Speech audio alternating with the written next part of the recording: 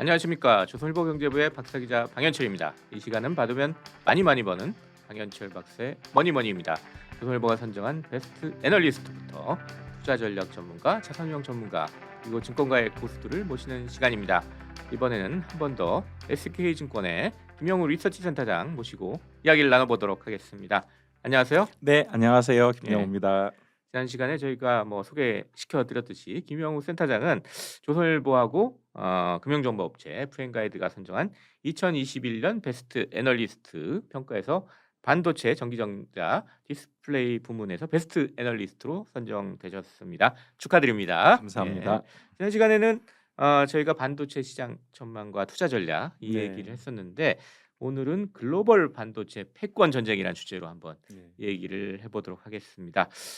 센터장님 2021년에 보니까 반도체 투자 전쟁이라는 책도 내셨어요. 네, 맞습니다. 글로벌 이 반도체 패권 전쟁에 대해서 네. 상당히 좀 분석도 많이 하시고 연구도 많이 하신 것 같습니다. 그래서 좀 얘기를 나눠보도록 하겠습니다.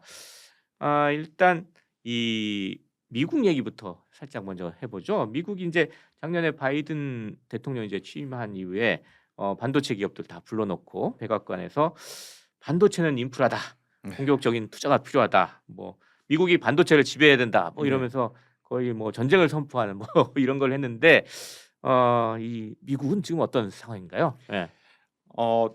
미국이 기본적으로는 경제 체제가 자유시장주의라고들 많이들 알고 있잖아요. 네. 그리고 실제로도 그렇게 네. 주로 진행을 하고 있는데 거의 2차 대전 이후에 거의 본 적이 없을 정도로 어마어마한 돈을 보조금으로 이제 지급을 하면서 네. 반도체 산업을 육성하게 되는 그림이 나왔는데 이거는 이제 트럼프 시대 때 나왔던 아메리칸 파운드리스 액트, 아메리칸 칩스 액트 이런 것들을 그대로 바이든 정권도 계승을 해서 네. 미국 경쟁법이라는 게 이제 통과가 됐고요. 네. 거기에서 기본적으로는 이제 합치면은 그래서 미국의 반도체를 육성한다 한 60몇 조. 그다음에 이제 공급망을 미국 내에다 건설한다 또 50몇 조에서 합치면은 110조 이상 되는 거를 5년 동안 쓸 것 같습니다. 네. 그래서 이제 어마어마한 돈을 들여서 미국에다가 이제 결국 공장을 세운다는 얘기죠. 그렇죠. 그러니까 사실은 이게 철저하게 처음부터 끝까지 네. 중국의 반도체 굴기를 거의 그대로 카피한 게 아닐까 싶을 정도로 똑같이 해서 중국보다 오히려 더 혜택을 줘서 미국에 반드시 가져야 된다라는 컨셉인데 네. 한 가지 근데 꼭 기억하실 필요가 있습니다. 네. 이거는 전쟁시를 꼭 감안을 하셔야 돼요. 전쟁시? 실제 전쟁이 났을 때 실제 전쟁이 나면요. 이게 한 1년 2년 만에 나지는 않으니까 25년 정도를 가정해서 했을 때에는 사실 지금 중국이 해군력이 너무 많이 세지고 이런 것들이 있어서 대만에서 만약에 미국이 이제 전쟁을 한다라고 그러면 사실은 상당히 많은 피해를 봐야 되거든요. 그러니까 미래 전쟁에서 많이 이제 이야기하는 게 이번에 우크라이나 전쟁에서도 보시다시피 드론이 떠다니고 로봇이 싸울 것 같고 굉장히 그림은 좋잖아요. 근데 미국이 반도체 강국이죠. 퀄컴, 인텔, 엔비디아 다 있는데 대만에서 만약에 TSMC 기지가 이 생산 기지가 파괴되거나 반도체 생산하는 대만의 TSMC 그러니까 바로 생산을 못해서 로봇이고 무슨 드론이고 못 만드는 어이없는 일이 벌어지기 때문에 그래서 지금 보면 대만이 유사시됐을 때 어떻게 한다 컨셉으로 보니까 갑자기 미국이 아무것도 할 수 없다라는 생각이라 이 미국 반도체 쪽 이 육성 정책의 핵심이 돈을 사용하는 이제 소위 이 펀드를 운영하는 쪽이 두 축이 있어요. 하나가 상무부고 또 하나가 국방부입니다.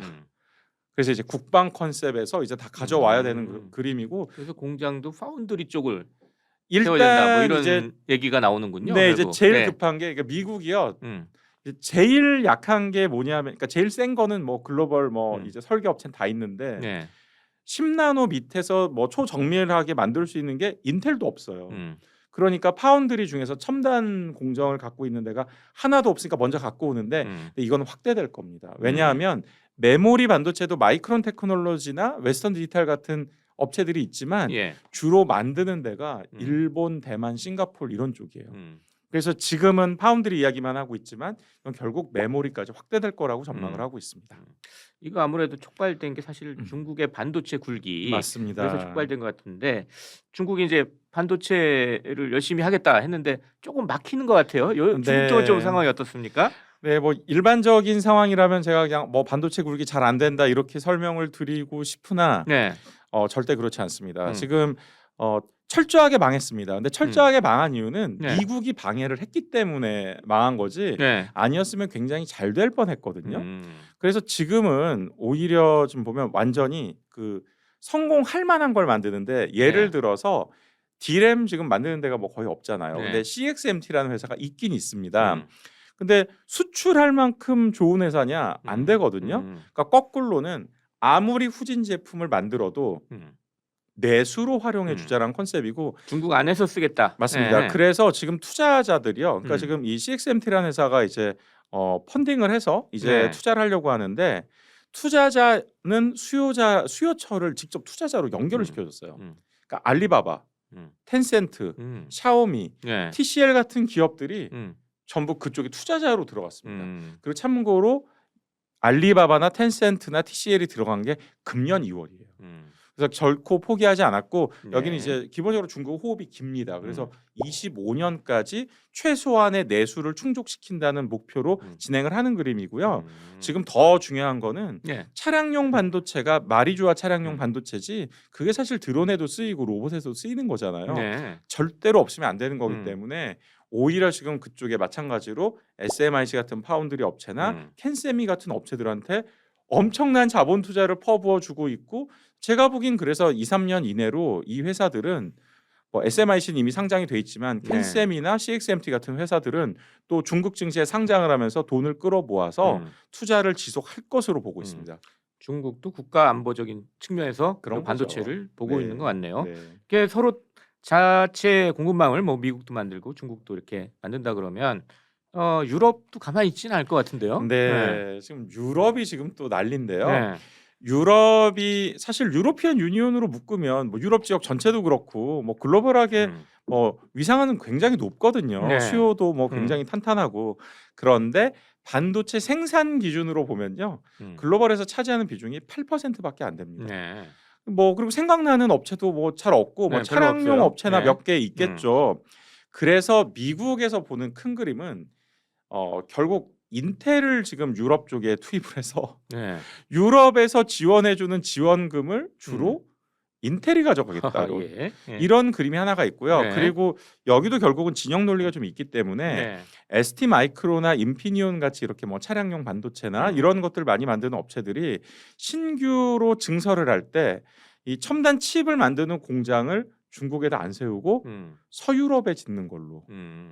그래서 이 중국 같은 데에선 주로 후공정 모듈 만들고 이런 거고 첨단 기술은 유럽 내에서 이제 보유하자라는 컨셉으로 가고 있습니다. 네. 그래서 미국이 결국 하고 싶은 거는 그 치포 동맹이라고 이제 얼마 전에 이제 이야기가 나온 거는 사실 미국, 일본, 대만, 한국인데 그걸 빼고 자연스럽게 이제 인텔이 들어가면서 미국하고 유럽은 하나의 동맹으로 묶어 나가려고 하는 전략이 있다라고 보시면 되겠습니다. 이런 반도체 패권 전쟁 쭉 보면 이 점차 이게 아까도 살짝 미국에서 얘기했지만 파운드리 위탁 생산 여기가 되게 중요해지는 것 같은데 사실 우리 관심사 높은 게 이제 삼성전자, TSMC 그리고 미국의 이런 역학관계 이런 게 관심이 높잖아요. 저희 나라에서는. 네. 요건 좀 어떻게 될 거라고 좀 보세요. 네, 근데 이제 그건 이제 아주 긍정적이만은 않은 측면이 좀 네. 있는 게 지금 보면은 이제 그 소위 이 7나노 밑에 첨단 공정을 갖고 있는 데가 지금 두 회사밖에 없어요. 네. 삼성전자가 2위고 1위는 TSMC가 되는 건데 네. 앞으로 그 시장에 인텔이 들어오고 싶어 하는 거죠. 그러니까 이제 게다가 미국하고 EU에서 보조금을 받고 들어오고 싶어 하는 거니까 네. 사실은 이게 기술이 TSMC랑 비슷하게 가고 인텔보다는 거리를 계속 유지를 해야지 현재의 위치를 유지할 수가 있고요. 네. 만약에 뭐 실력이 이제 뭐 이제 기술 개선이 좀 더뎌지거나 그래서 인텔하고 기술이 비슷해지는 불상사가 발생하면 언제든지 사실은 좀 입지는 뺏길 수도 있는 좀 그런 좀 리스크가 좀 발생을 하고 있습니다. 그 지금 우리가 또 국가 안보 뭐 이런 뭐 드론이니 뭐 차 뭐 이쪽도 얘기했지만 앞으로 미래 산업 그러니까 뭐 메타버스니 AI 인공지능 쪽에서도 이게 확대되는 게 반도체 이 패권 전쟁에서도 중요할 것 같은데 이쪽은 어떻게 좀 봐야 될까요? 여기는 굉장히 중요한 부분인데요. 뭐 그냥 메타버스 하면 자꾸 이제 게임만 자꾸 생각하는데 뭐 꼭 그렇진 않습니다. 일단 이게 인공지능 이야기도 이제 있고 네. 이제 메타버스를 붙여 이제 AI 벌스라고도 또 부르기도 하고 그러거든요. 메타버스 말고 인공지능하고 에이아버스. 네, 이제 예, 그런 예. 이야기도 예. 하는데 근데 거기에서 이제 큰 변화가 한 가지가 있는 게요. 네. 우리가 주로 화면에서 보던 건 어떤 그림으로 봐도 이제 2D가 되는 건데 네. 네. 근데 이제 3D로 바뀌는 그 거잖아요. 안경을 쓰면 이제 3D로 그쵸. 이제 보인다 이거죠. 그러니까 이제 네. 사실은 엄청나게 많은 데이터가 음. 2D보다는 3D가 데이터 규모도 다르고 음. 이걸 빨리 처리해야 되는 게 굉장히 중요하기 때문에 음. 우리 이제 한국이 더 잘 되려면 중국이 아무리 쫓아온다고 해도 미국하고 손잡고 못하는 거고 그리고 기본적으로는 좀 성능이 떨어지는 걸 하기 때문에 그래서 우린 반대로 미국이나 이제 이런 이제 글로벌한 이제 중요한 프로세서 업체들하고 네. 메모리를 요즘은 붙여서 만들어요. 음. 그래서 프로세서랑 메모리랑 붙여서 만들어서 프로세서 인 메모리나 뭐 이런 얘기들이 나오거든요. 네. 즉 그래서 글로벌 중요한 업체들하고 제휴하면서 나갈 경우에는 지금의 입지보다 오히려 더 좋아질 수도 있다라는 게 이제 긍정적인 부분입니다. 네. 그쪽에서 좀 기회를 좀 찾을 수가 좀 있겠군요. 네. 예. 그거 말고 이제 이 글로벌 반도체 패권 전쟁 중에 또 중요하게 보이는 게 장비 업체들인 것 같아요. 네. 장비를 누가 생산하고 맞습니다. 그걸 누가 확보할 수 있느냐. 네. 이게 지금 사실 아까 살짝 얘기는 안 했지만 중국의 반도체 굴기가 어려움을 겪은 게 또 여기 있잖아요. 네. 예. 네. 그럼 이 장비 업체들이 도대체 이 글로벌 패권 전쟁 중에서 어느 정도 위치가 좀 되는지 그걸 좀 얘기를 해주시죠. 예. 네, 그 중국이 중국 제조 2025를 발표하면서 사실 네. 이제 한 5년 정도 지났을 때 이제 내부적으로 이제 우리가 어떻게 잘 진행이 됐나를 내부적으로 평가한 것으로 들었는데 네. 거기에서 이제 2020년 상반기 기준으로 가장 글로벌하게 경쟁력이 높은 거는 단연 통신하고 철도였습니다. 근데 가장 떨어지는 것이 반도체 장비였던 거죠. 그러니까 지금 보면은 이제 미국이 중국을 공격하는 패턴도 주로 통신 쪽을 이제 화웨이를 공격하는 그림이 나와서 이제 거의 돈 못 벌게 하고 힘들게 만들고 그리고 괴롭히는 가장 좋은 방법은 반도체 장비를 공급을 못하게 하는 그림이라서 그래서 가장 최첨단 공정을 만드는 EUV라는 이제 장비는 네덜란드 ASML이 독점하고 있는데 그걸 이제 공급하지 못하도록 했고요. 앞으로 장비 공급을 못하게 될 품목들이 더 늘어날 것으로 보고 있습니다. 네. 그래서 중국의 왕이 외교부장이나 이런 분들이 유럽을 가게 되면 빼놓지 않고 가는 국가가 네덜란드가 되는 거죠. 예. 그렇게 되는 그림입니다. 예. 네. 장비를 좀 어떻게 확보하려고 하는군요. 네. 근데 지금 분위기는 이제 그 좀 쉽진 않은 게 이 ASML이 만드는 그 EUV 노광 장비에서 그 레이저 쪽 관련된 중요한 그걸 만드는 기업이 미국 기업을 ASML이 인수한 거거든요. 네. 그래서 미국 특허가 들어가 있어서 그래서 미국이 그걸 또 막을 수가 있는군요. 그러니까. 그래서 그게 안 하는 거지. 네덜란드하고 ASML하고 중국하고 사이가 나빠서 공급 안 하는 게 아닙니다. 특허 이슈가 있죠. 네.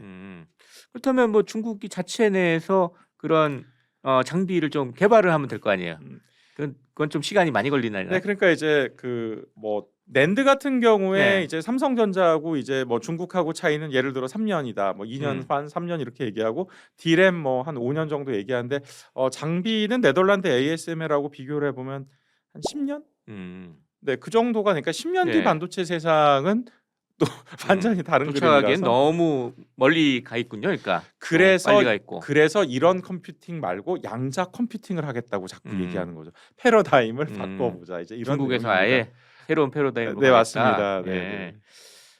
그렇다면 이제 또 하나 이슈가 이제 반도체 패권 전쟁이 이제 계속 되면 이제 서로 이제 다른 공급망을 구축하겠다 이거잖아요. 네. 미국이고 중국이고 뭐 유럽이고 이렇게 되면 지금 현재 글로벌 공급망 병목 현상, 뭐 혼란 이런 게 계속 되는데 이게 계속 길어지는 거 아닐까 뭐 이런 전망도 나올 수 있을 것 네, 같은데요. 그거는 길어질 수밖에 없습니다. 네, 그리고 이게 소위 블록 경제화되는 그림이라서 지금 보면 그 블록 안에서 내가 다 가질 때까지 열심히 투자를 해야 되기 때문에 중복 투자도 많이 있을 텐데 장비는 지금 보면은 되게 제한돼 있거든요.